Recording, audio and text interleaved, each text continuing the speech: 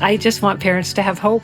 I think that that's really, really important, that families understand that kids can get better and life can get better and there can be tremendous outcomes and joy and happiness.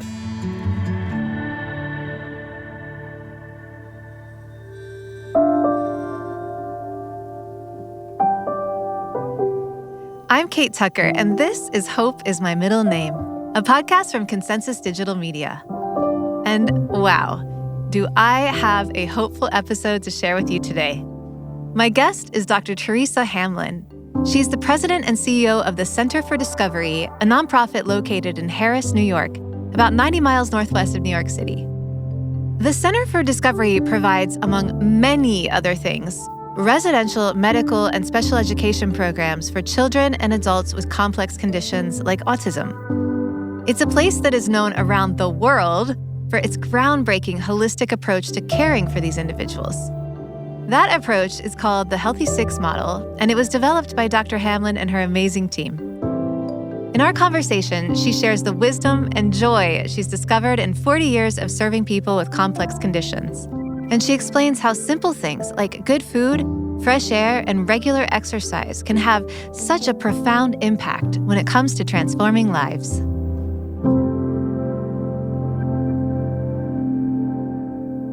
Hello, Dr. Hamlin. Hi, Kate. How are you? Oh, I'm good. How are you? Terrific. Really terrific. I'm really very glad to be here with you today. Awesome. I'm so grateful to have this conversation. And I'd love to go way back now, to where you grew up. And just tell me a bit about where you grew up. And did you grow up in a family of researchers? I did not. So I grew up in a family we had 5 kids in my family, but my parents were both educators in local school districts. But my parents were just so committed as teachers, ensuring that every one of their students was cared for. And I just remember my parents, even bringing home some of their students, but really making sure that their families were okay. They were just such genuinely good people and just cared so much about every single child in their classrooms. You couldn't help but have that rub off on you. Yeah. So I grew up around all of that caring and love, and it shaped my life. There's no doubt about it. Did anyone in your family have autism? Or do you have memories of someone when you were growing up who maybe would have been diagnosed, but maybe was just really misunderstood then? No, actually, I did not. And autism was not really well understood at all during that time. It was many, many years ago, obviously. But I do currently have members in my family who have autism. But when I grew up, no. As a matter of fact, when I chose to become an educator, my parents were definitely concerned that individuals who were diagnosed as having disabilities or were in special ed classrooms were not most likely going to be successful. They had concerns that wouldn't necessarily fulfill me, but I loved it. Absolutely loved it. Tell me more about that. So you mean your parents were seeing that in their own experience, and then when you expressed desire to become a teacher, they were concerned you might encounter the challenges and frustrations of being able to help each student? I mean, because you did become a teacher, and there was a class that was very pivotal to sort of putting you on the path you are today. Tell me about that class, that school, how you ended up there, and what you were experiencing. Sure. It was 40 years ago, and students with disabilities at that time literally had the classrooms that were in the basement. They were so excluded from everything. As a matter of fact, my first opportunity to view some of those classrooms, I saw students, stuffing envelopes, and then the next student unstuffing the envelope, and then the next student stuffing it again. And I thought to myself, oh my goodness, what is going on here? What type of learning is this? I think what I really came to understand was that there was very little knowledge about children who had neurological conditions or other disabilities. And there was little hope for any sort of positive outcome or for ability to learn for these children. And that just sparked my interest. Yeah. I just said, there must be a better way to really support these children and really understand what they're capable of. And that's where my journey began. So you went into teaching to be in special ed, or you went to be in teaching and then ended up? Exactly right. So I did go into teaching to be in teaching first. And then I had this incredible teacher, and he talked a lot about how you analyze tasks. It's called task analysis. How do you break down learning so that everybody has an opportunity to learn? So you simplify every part. So if you're brushing your teeth, you break that down into all the simplest tasks, and then you figure out how each student can participate in that task and what type of learning they need in order to further their skill sets. It just made so much sense to me that if we could break down things and really understood the student and meet them where they were, that we could probably help everybody. And so I switched majors to become a special educator and just really think through learning for every single student, which is what is needed to teach individuals with really complex disabilities. How did you apply what you learned already there about task analysis? What I ended up doing was really creating a very collaborative team. So I knew that the children that I taught, I couldn't help by myself. So I needed to get very friendly with a physical therapist, and I needed the occupational therapist and the speech therapist. And at that time, everything was, and it still is to a certain extent, unfortunately, in public schools, but where children are sort of pulled out for therapy and the clinicians don't really integrate themselves and they don't teach each other, a sort of a transdisciplinary approach. And so I very quickly figured out that I want them all in my classroom at the same time. And we all want to talk together, and I want to understand exactly what the physical therapist is doing. And then I learned to ask why all the time. I just said, why are you doing that? And what if I, tried that while they were eating lunch? And what if I tried that, while they were in the bathroom or in a speech session? Like, how would that all work? And so I just created a very smart team around me that could really teach me why, so that I could then teach the children and teach their families. And it started me essentially on a journey where teamwork, where I work now, is just so essential. And it's why people stay here, because they know that they're part of a team and they're part of that collaborative effort. And it just makes a huge difference.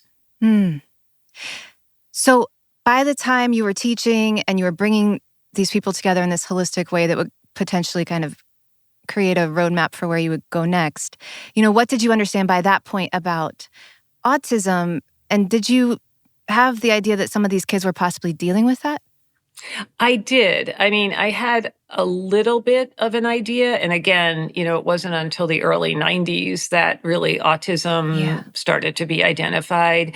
I knew that there was something very different about these children in the way that they interacted or didn't interact, I should say, with their environment and with other individuals. But I saw hope. I saw opportunities where kids did pay attention in the right environment. And I saw that kids could learn. I definitely began to understand that these were kids who may have been diagnosed even with childhood schizophrenia, but actually were kids with autism. I believe it was around 2005 or so that Autism Speaks illuminated autism for all the world to see. What were you seeing in those early days that maybe informed the holistic approach you have now? I think early on, I think it was just in general that I did recognize that so many of these children were also quite unhealthy. Many of these children were eating highly restricted diets, just having like chicken nuggets and French fries, and they were 12 and 13 years old. And when you would speak to mom and dad, they would say that's all they've ever eaten their entire life. And I thought to myself, well, that can't be very good for someone's health and well-being. And many of them were obese or morbidly obese, very sedentary. So I knew that there were a lot of health problems in the population that were just not being addressed. And parents would tell me that their kids would suffer from severe gastrointestinal problems. Constipation is a big issue, and the doctors would say to them that's just part of being autistic. It's part of the diagnosis. And it really isn't. Obviously there are many children that have all the comorbid medical conditions, but it's not part of the diagnosis. It needs to be treated Yeah. separately. There just wasn't that understanding. But there was this one young man, and I'll call him Jay, but he had transferred from the public schools to our school, and his mom wasn't in the picture. She just could not care for him. He had pretty severe autism, and his dad, unfortunately, had been jailed. And it's just a very, very difficult story. But Grandma and Grandpa had him, and the grandmother reached out to me and said, please, can you help? He's been expelled from school. He had a severe behavior. He actually threw a rock through the principal's window of his car. Not a really good thing to do. Yeah. But I went to visit him and said, absolutely, I know we can help him. And so we admitted him to our school. But it was about a couple months, 2 or 3 months later, after he experienced our program, and we started to address some of his medical issues that he had and really tried to understand where these behaviors were coming from. And he said to me, I was so scared. I hid in the bathroom. I was bullied. He said, I had no friends. I had nobody. And he turned to me, he said, now I feel so much better. I have a friend, and it's just one friend. And I said, what makes him your friend? He said, he ties my shoe in the morning. But it was that tiny, tiny change, with seemingly tiny change, to have just one kid who you could relate to that transformed his life, absolutely transformed his life. And he was excited about learning then, and he trusted he would do more things and trial more things. And it just transformed him. It transformed his grandma. He's had a beautiful life. And I know he continues to do very, very well.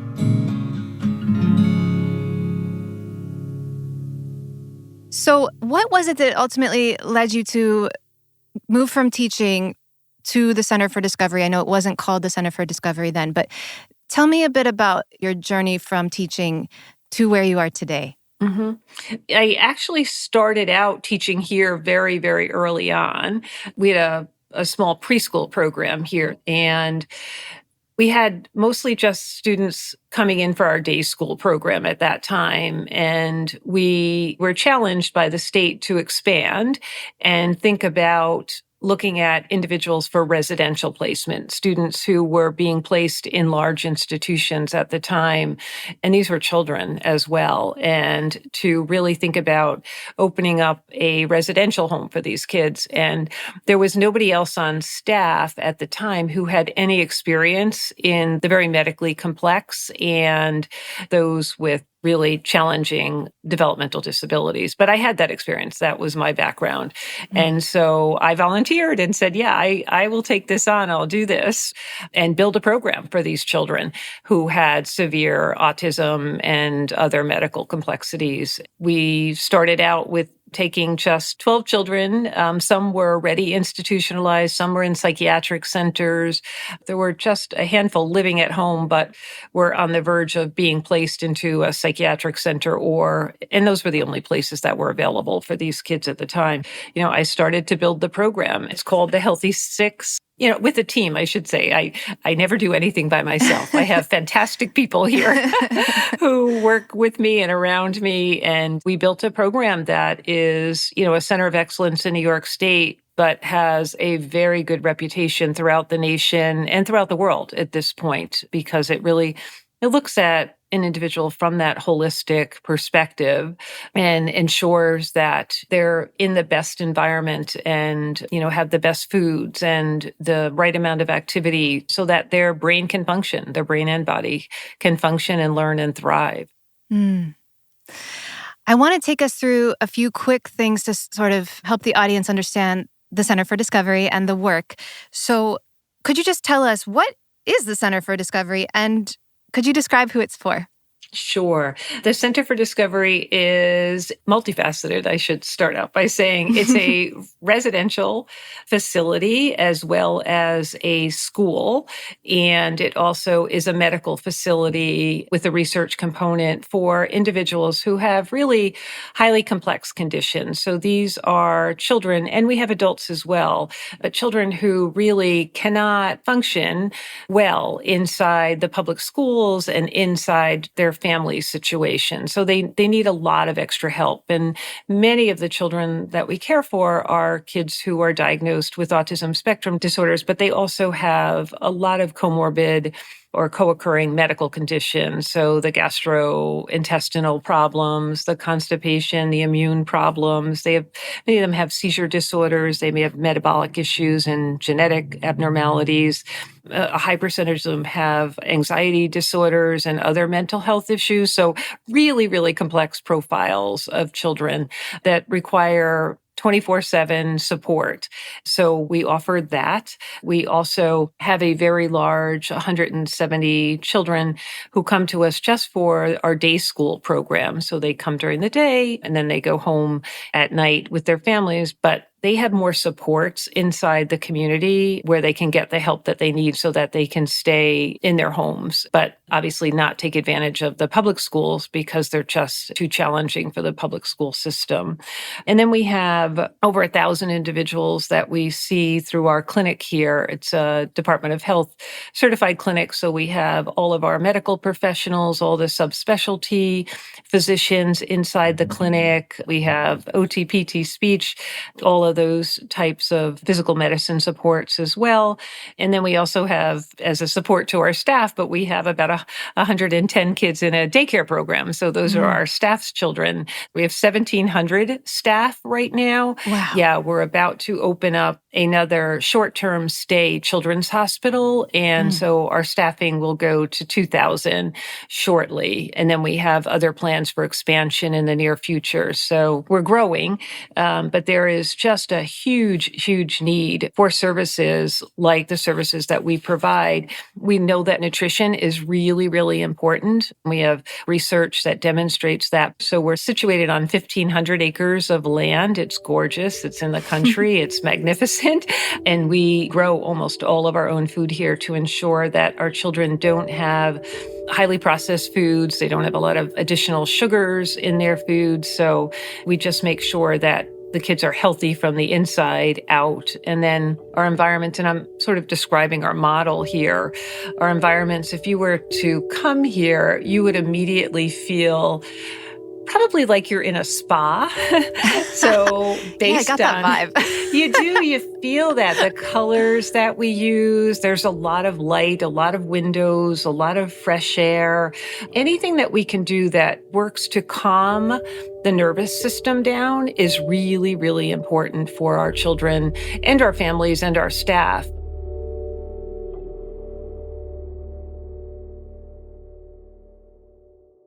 As I said, anxiety is a major issue, but just stress in general.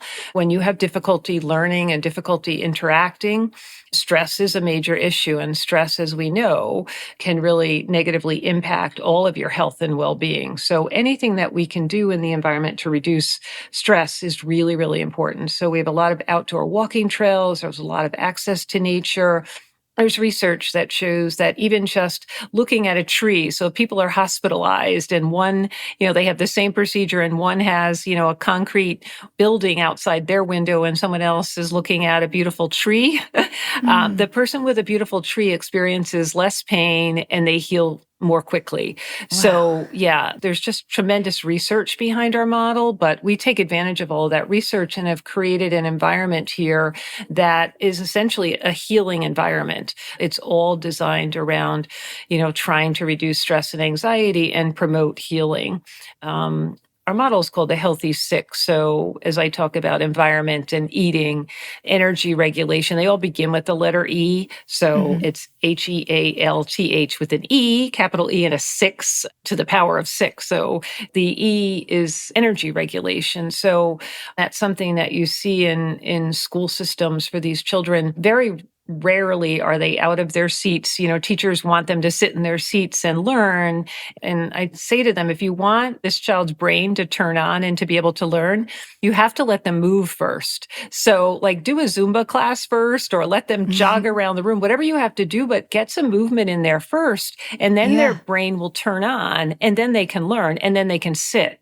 So it's counterintuitive, but it's really what works. So Mm. exercise is really important.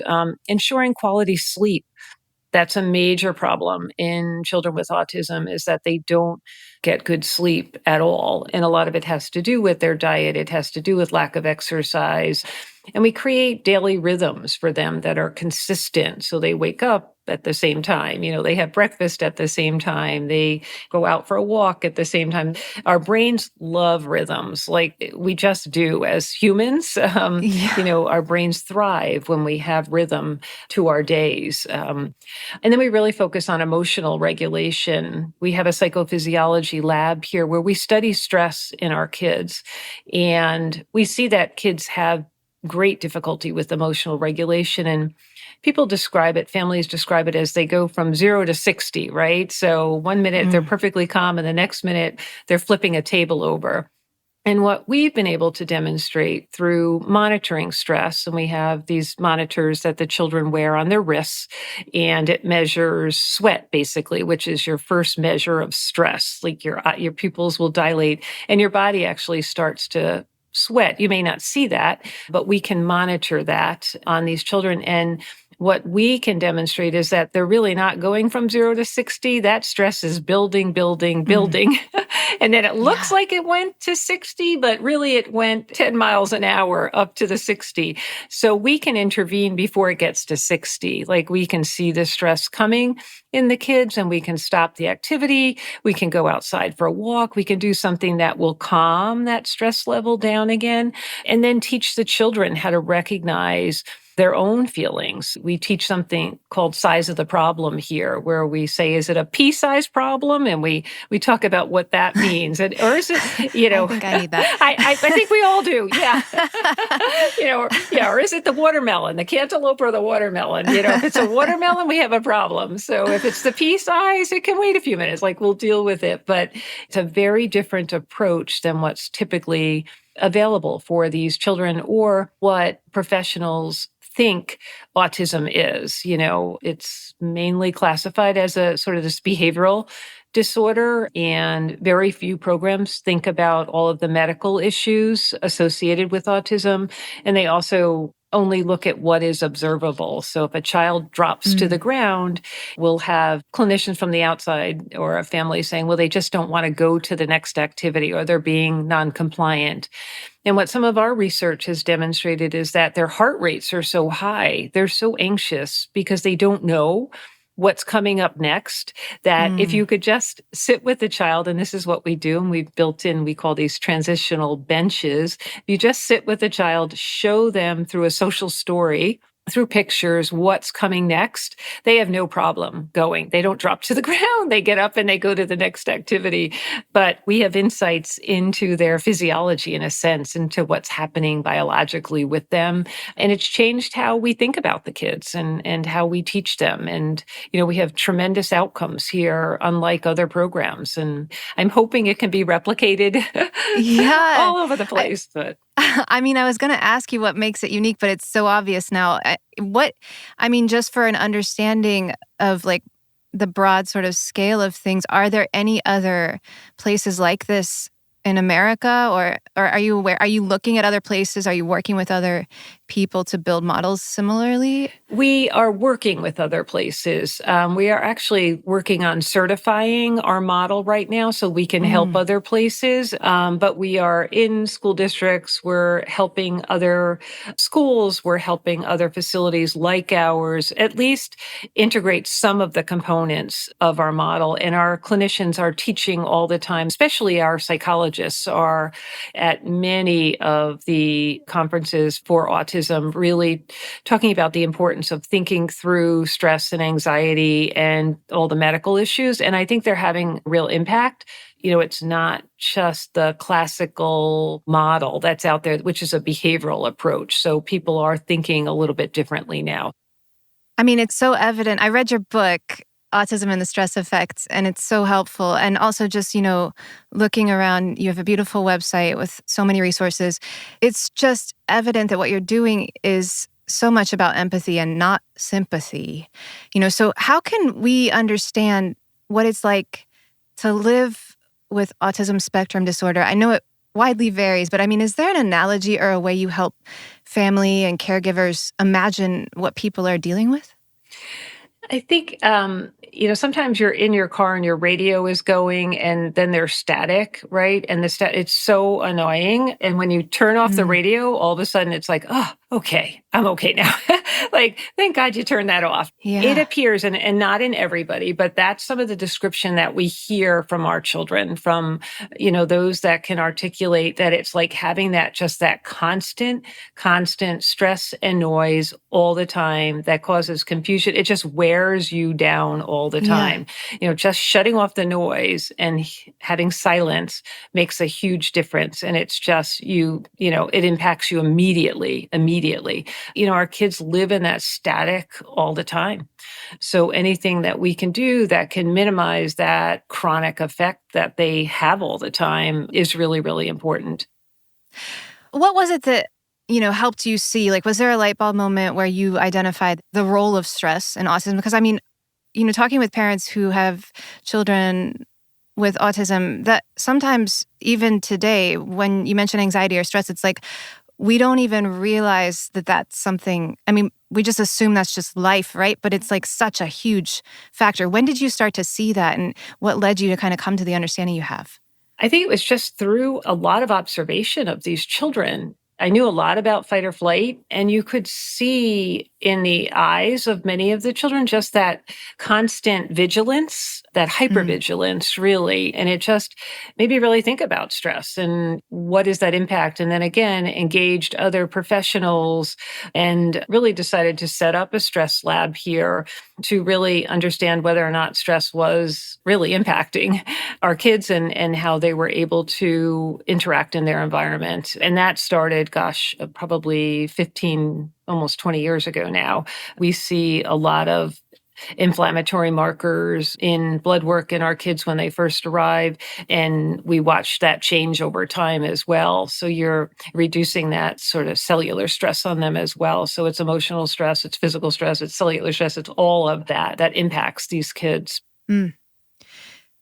Could you walk us through what happens when a child is stressed in the classroom? Sure. So we build in regulating activities such as sound healing. We build in sort of quiet time. We build in exercise into the classroom, all of those things that help reduce stress. But sometimes a child may not sleep well the night before, and we know that sleep affects stress levels the next day. We have a lot of research on that as well. But we'll see that a child is vocalizing more or getting out of their seat much more frequently than they normally do. And so we understand that child that day is probably more stressed for some reason. Sometimes we know it's sleep related. Sometimes we know it's GI related. We don't push the child as hard. And I know that, we'll have other professionals say, you just have to work them through it. You just have to make them do it. Well, that doesn't work out really well for these kids, but we just say, like, back off a little bit. We'll go out for a walk, or we'll listen to some calming music, or do something that is not so stressful. And then we may have to do that for the entire day, but then the next day is better and the child doesn't experience a negative interaction where somebody has to physically intervene with them or something like that negatively affects them. So, and causes their stress levels to even get worse. And the staff stress levels as well. And we teach kids to tell us when they're having a difficult time, when they need to step out of a classroom situation if it's too noisy or there's too much going on. And we allow them to do that. And that allows the child to trust us. I mean, there's huge differences in the amount of physical behavioral interventions that we use here than in other schools like ours. We just don't do it here. We don't need to do it. Like other schools would do. Yeah, I mean, they have to actually do, for some of these children, real physical interventions. It's characterized as like a tackle, like a takedown is what, so there's like 2 or 3 people intervening, and it's to protect the child. It's to protect the environment and other children in the environment. So I understand why they do it. My question always is, but why do you have to get to that? Like, what are you missing here? And, from time to time, we admit a new child, and that's what they've experienced. And so the team comes together to say, okay, how do we prevent that? Like, what do we have to do here? What do they look like from a biological perspective, from an educational perspective, from a clinical perspective? And what can we do to change that outcome? Because that's not okay for anybody, for the child, very traumatic, and traumatic for the staff members and the families as well. So we take it very seriously. I mean, reading your book, I was just struck by how applicable it is to everyone. And I also hadn't really thought of stress as being contagious, or the ripple kind of effect of someone, myself, if I'm in a stressful situation, and how that impacts my family. Talk to me a bit about that, and if there's a story or something you can share where you saw that happen, and then maybe by using the tools you have to regulate, you were able to kind of bring the classroom or the students back together. Sure.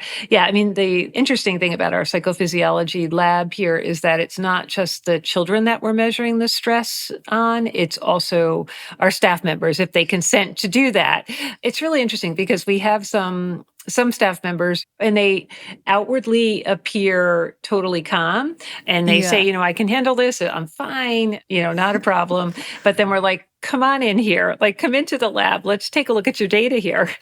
You're really not doing that well. And over time, this is going to become a problem. So I want to make you aware that you are getting really stressed. That sounds terrifying, but also very helpful. It is. And it's just like, you have to take a break. Like, don't think you can just do this. But we can see when one staff member leaves the room after an event happens, a negative event or something, you can see the stress going down. Then you see another person coming in, they're totally stress-free on the monitor. As soon as they come into the environment, the stress goes up. When the child's stress goes up, it's everybody in the classroom. It really is. Stress definitely is contagious. That's the hard part about the families when they're trying to manage and support a child who has a lot of anxiety. The whole family breaks down, and parents will come to us and just say, I haven't slept in years, haven't had a good night's sleep. They're hypervigilant all the time, and they just cry. They have such limited bandwidth to deal with anything. And, they appear almost outwardly angry, but it's not. They've suffered from chronic stress. So when we can talk to them about that and have them understand that they have to do things to support themselves, if they place their child with us, and it's really difficult to place your child in residential placement, but we're a team here. We're all together, and the parents know that, that we're going to help, but we also help the family. We see the parents come back 2 weeks, 3 weeks later, and they look rested and they have more tolerance, and they can interact better. It's a better situation for them and for their child. You share a story in your book about Billy and his dad. Would you be willing to tell that story? Sure. Yeah. Billy, incredible kid. He was expelled from school. He was actually in his home environment for 2 years without being able to go to school. There were clinicians who were asked to work with him in the home environment, but Billy had pretty significant aggressive behaviors, and that's why he was expelled from school. When I saw him, his parents had called and said, "Can you help us?" And so a couple of us went down to see him, but he was in his bedroom. Literally, the family had resorted to even putting a portable toilet in his bedroom. He ate a block of mozzarella cheese and a pizza every day. He was morbidly obese. When he had aggressive behaviors because his iPad broke or his computer broke or whatever, the family had to call the police. They couldn't manage him. Actually, the first couple of days that he came to us, he would repeat, "You're going down, you're going down." And Dad said, that's what the police officers would say to him. They'd put him in handcuffs and bring him down to the police. It was just a horrible situation. Everybody was reticent to help. And I just said, I think given the fact that we know he's got a really poor diet, he's got no interaction with people or activities. I said, it's not going to be easy for the first couple of weeks, but absolutely we can help. He's a prime candidate for what we know we can do to help him. And so we were able to transition him up to the center. We immediately started to change his diet, and I have it all on videotape. And we gave him pizza, but we gave him our own bread here that we bake in our bakery here. Yeah. Our own tomato sauce, all of the healthy things, and just substituted his food. He began to eat more healthy foods, and he started to feel a little bit better. He started to engage, and we did just a lot of physical activity with him. But within, 9 months' time, he had literally lost, under physicians, supervision and the nutritionist, but almost 60 pounds. I have this wonderful video of him, and this was a kid who just wouldn't interact at all, just on the treadmill, interacting with his physical therapist. And, he just turns to the physical therapist and says, "Hello, Hurleyville," because he lived in Hurleyville. And it just was so beautiful.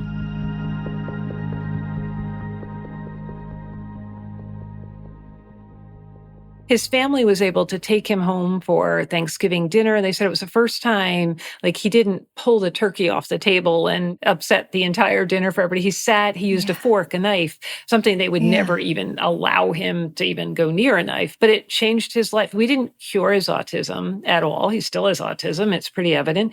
But we were able to reduce that level of stress and get him interacting with people. He's got friends now. His life is wonderful. These kids can do it. They absolutely can. You just have to be willing to work with them and work through their issues and work as a team to support them.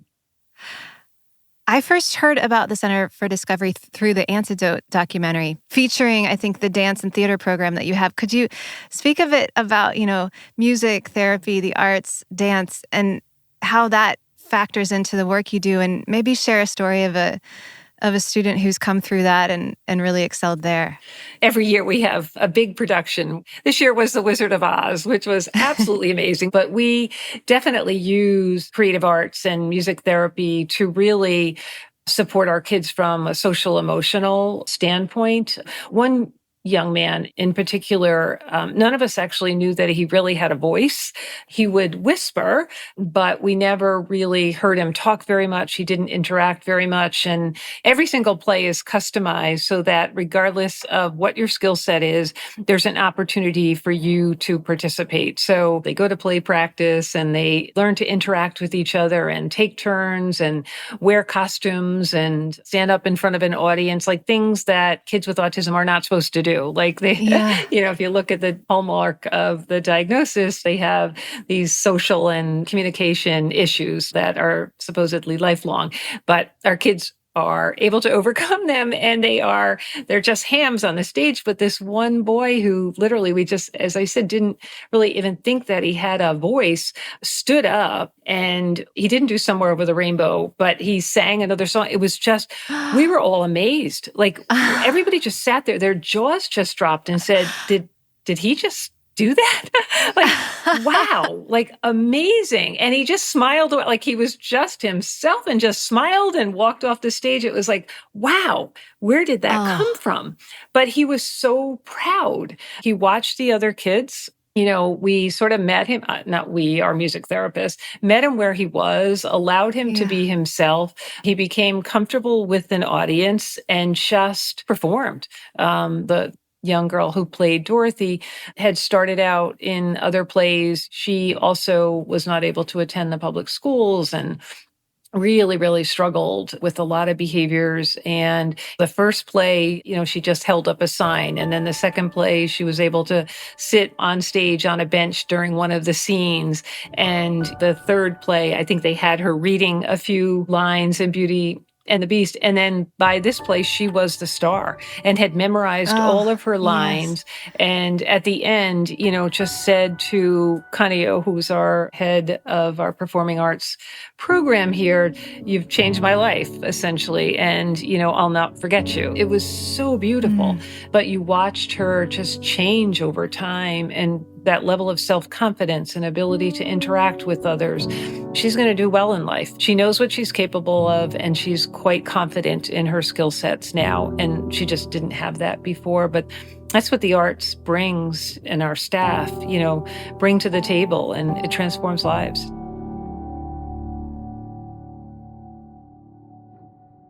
I mean, it just seems so incredible what you're doing. What is it that determines when a child or a student, a resident, is ready to leave the center? And how do you equip families to help their loved ones continue to thrive?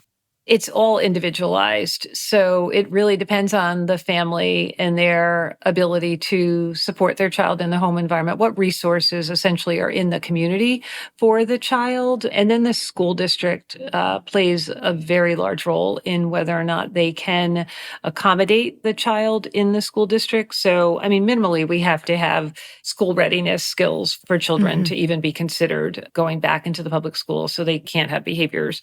They need to be able to sit and attend to lessons. And so if a child reaches that level, and many of them do, then they can be considered. It's difficult for families, though, because many of the school districts don't have the resources yet. Their teachers aren't trained to work with kids with really complex forms of autism. And there's a lot of education that also has to happen yet in the medical community, so that there are physicians who are readily available to also support the children and their families. So there's a lot that has to come together. When a child turns 21, they naturally age out of our program. So they do have to leave the program at that time and go to an adult program. And so we really work with families to make sure that their child has the best opportunity so that they can thrive inside an adult program. How long it sounds like this would be individualized as well, but how long on average are residents in the program? So many of them come in when they're teenagers. So they may come in at 13, 14 years of age. So they will most likely, when they're coming in at that age, they're probably staying until they're 20 or 21. Unfortunately, for the first time, a lot of very, very young children, I think, again, it's just coming out of COVID, and these children did not get a lot of early intervention, and they're pretty complex. So we have a lot of 5 and 6-year-olds right now in the program. So we're working really hard with their school districts right now to ensure, and the children obviously, to ensure that they get the readiness skills so that they can transition out within 2 years, and maybe less than that for some of them. But I would not like to see the little kids stay. I'd like to be able to get them back into their schools and really support them so that they have those readiness skills to be in a classroom situation. And so you're opening this children's hospital. What inspired the Center for Discovery to do that, and what is going to make it so unique? Part of the inspiration is that some of the children we felt were absolutely ready to go home, in a year's time or less, because we resolved their medical issues. But the families were so concerned that they didn't have supports that they opted not to have them go home. And from a regulatory standpoint, if the family says no or the district says no, we actually can't discharge the child, even though we think they have the readiness skills to go home. And nobody's fault. The system is just not great. So what we said was that if we developed a short-term hospital stay, we could do the same thing. We could, in a very short period of time, for many of these kids, work on their medical issues, work on their educational issues, but resolve those. And there is a discharge component. When you're in a hospital, you can discharge. So it's a different model. It's set up to be short-term for individuals that we know that we can help in a very short period of time, and they can go home, and we will support their school districts. We've built up our training arm now of the agency so that we can provide training inside the school districts. And there is a lot of telehealth and telemedicine right now. So we're also able to help physicians and help these children when they return home so that they do have the supports that they need. I mean, some kids absolutely do need a lot more support, but there are some kids that just have been not treated well, essentially. Yeah, could you speak just briefly on the way that our understanding has grown over the years? Like, how close are we to really understanding autism? And is that increase in research and understanding since maybe Autism Speaks and everything else kind of correlating with the increase in diagnoses, or do you think people are still being underdiagnosed overall? Yeah, I do think there's more and more individuals. I think we are diagnosing much better now, there's no doubt, but I also think that there is a growing population that we don't have a good handle on. I do think that there's more and more kids who have autism. I don't think that they're being misdiagnosed or underdiagnosed at this point. I mean, these are kids who really are presenting themselves in a way that you're not going to miss them. You're not going to label them as speech impaired. These are kids who are really, really complex. And, we see that in the number of kids that we're admitting, that we're evaluating here. We're hearing it across the state, across the nation. And I would dare say I'm assuming the world as well. We don't understand why at all. I mean, I do think that there's a sense that there's an environmental component. There's also a genetic component, but we're not close yet to really understanding the complexity of autism or autisms, I think, because there's probably multiple forms and multiple genes and multiple things that are happening. And certainly the idea of a cure, it's not there right now at all. There are things that we do understand about the population that can be treated, and there does need to be more education across the board from a professional standpoint in order to really support these kids. But we're really far away, I think, from having real treatments that will change the real outcome for these kids from a genetic standpoint. It's frustrating because there are a lot of people that are working on it, but it's just not there yet. What is something that you really wish people understood about autism and about the work you're doing, or maybe something you wish people who have children with autism spectrum disorder could know? I wish that they could know that there's tremendous hope and that this isn't just a behavioral disorder and these aren't just kids acting badly. These are kids with pretty significant problems that we can support and you can change the outcome. I just want parents to have hope. I think that that's really, really important, that families understand that kids can get better and life can get better and there can be tremendous outcomes and joy and happiness. Could you take me into a moment where you've had a breakthrough, maybe recently or just one that you returned to kind of to encourage yourself, where you had a breakthrough with a child and really started to see, that this work, it works? Yeah. I mean, I think there was this young boy who we didn't know what was going on with him. He had no attention span whatsoever, constantly in motion. He had been with us just for a couple of months. And I just remember his parents, they had noted to the team that he was able to go home over the weekend. He sat for breakfast, actually chose eggs and I think it was bacon or something like that, something like he had never, ever done before. And they just started to cry and just say, you've given us our boy back. You've given us our life back. I guess I just felt like a very proud parent of my own staff. But just to see the parents' gratefulness, how it will change their lives going forward. They're younger parents. They don't know that yet, but I do. It will really change how they function as parents, as family members, how they'll be able to interact with the rest of their family, having a child that they can bring home, that they can go to a party with. It will change their lives forever, dramatically. When I see those things, I know we're doing something that's bigger than all of us. What's giving you reasons to hope these days? I think there's just a lot more awareness, as we spoke about autism, and there seems to be an acceptance now that there's more that can be done for these children. That makes me hopeful that people are really interested and, they want to learn. And there are more clinicians who are in the field now. So, I just can't help but think that things are going to continue to get better for these kids and their families. I really do feel very optimistic about outcomes for kids. I've seen it. I know it can happen. I just know that our team here is more than ready, willing, and able to help. Yeah, it's a great place to be in life. Yeah, and it sounds like an actual great place to be. So thank you so much for the work you're doing and for taking the time away from it to talk with us today.